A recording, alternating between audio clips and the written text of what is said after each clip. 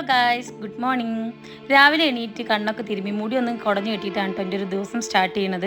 അതിന് ശേഷം ഞാൻ പോയി ഫേസൊക്കെ ഒന്ന് വാഷ് ചെയ്യും. അപ്പോൾ തന്നെ ഞാനൊന്ന് ഫ്രഷ് ആവും. പിന്നെ പുറത്തോട്ട് വന്ന് നോക്കിയപ്പോൾ തന്നെ ആകെ വെള്ളം കയറി ആകതായിട്ട് കിടക്കുന്നു. വെള്ളമൊക്കെ ഇങ്ങനെ കയറി കഴിയുമ്പോൾ നമുക്ക് ആകെ ടെൻഷനാണ് കേട്ടോ.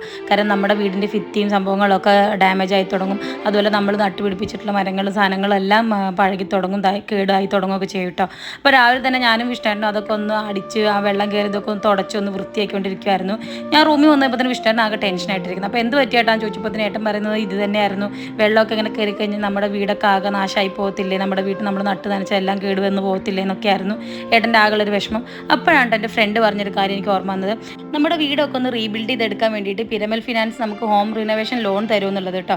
പെട്ടെന്ന് നമ്മുടെ കയ്യിൽ അത്രയും പൈസയും കാര്യങ്ങളൊന്നും എടുക്കാണ്ടാവില്ല. അപ്പോൾ ഇത്തരം ഒരു ലോൺ കിട്ടും നമുക്ക് എന്തായാലും ഹെൽപ്ഫുൾ ആയിരിക്കും അല്ലേ. അപ്പോൾ നിങ്ങൾക്ക് ഇതിനെ പറ്റിയിട്ട് കൂടുതൽ ഡീറ്റെയിൽ ആയിട്ട് അറിയാൻ താല്പര്യമുണ്ടെങ്കിൽ ലിങ്ക് ഞാൻ ഡിസ്ക്രിപ്ഷനിൽ കൊടുത്തിട്ടുണ്ട്. നിങ്ങളത് ചെക്ക് ചെയ്ത് നോക്കിയാൽ മതി കേട്ടോ.